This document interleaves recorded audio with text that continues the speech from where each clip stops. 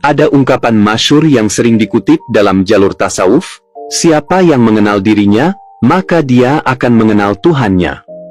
Mengenal diri bukan berarti tahu golongan darah atau silsilah keluarga kita, melainkan menyadari bahwa tidak ada satu atom pun dalam diri kita yang berdiri sendiri tanpa kehendak Sang Pemilik alam semesta.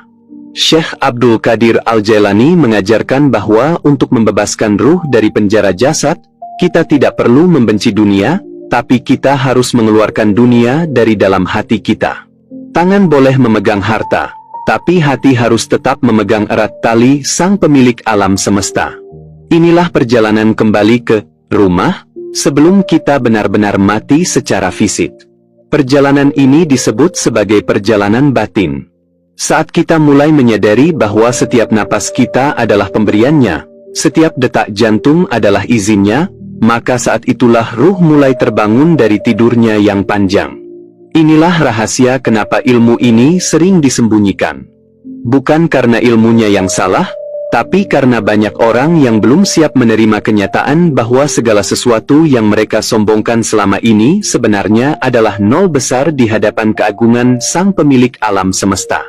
Mengetahui rahasia ruh berarti siap untuk menjadi rendah hati, siap untuk merasa kecil, dan siap untuk mencintai tanpa syarat. Ketika seseorang sudah mencapai level ini, hidupnya tidak lagi digerakkan oleh rasa takut akan kemiskinan atau ambisi akan pujian manusia. Hidupnya digerakkan oleh satu tujuan tunggal, membuat Sang Pemilik alam semesta tersenyum melihat hambanya yang telah pulang ke dalam dekapannya. Saudaraku, mari kita renungkan sejenak. Jika hari ini adalah hari terakhir kita mengenakan jasad ini, sudahkah ruh kita membawa bekal pengenalan yang cukup? Ataukah kita akan kembali sebagai orang asing yang tidak mengenali tuan rumahnya sendiri? Mari kita mulai membersihkan cermin hati kita, agar cahaya rahasia ruh ini bisa bersinar kembali, menuntun kita melewati gelapnya dunia menuju pelukan hangat Sang Pemilik alam semesta.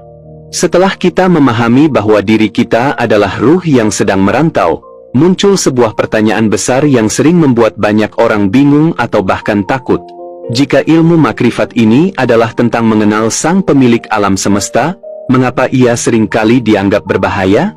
Mengapa para guru besar, termasuk Syekh Abdul Qadir Al-Jailani, sangat berhati-hati dalam menyampaikannya?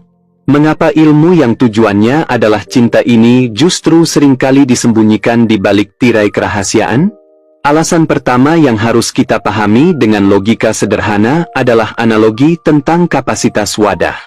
Bayangkan Anda memiliki sebuah gelas plastik kecil yang biasa digunakan untuk minum, lalu Anda mencoba menampung seluruh air dari samudera yang luas ke dalam gelas tersebut. Apa yang akan terjadi? Tentu saja gelas itu akan hancur.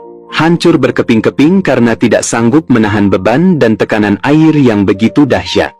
Begitulah perumpamaan akal manusia awam saat dipaksa menerima pancaran cahaya makrifat yang terlalu besar tanpa persiapan.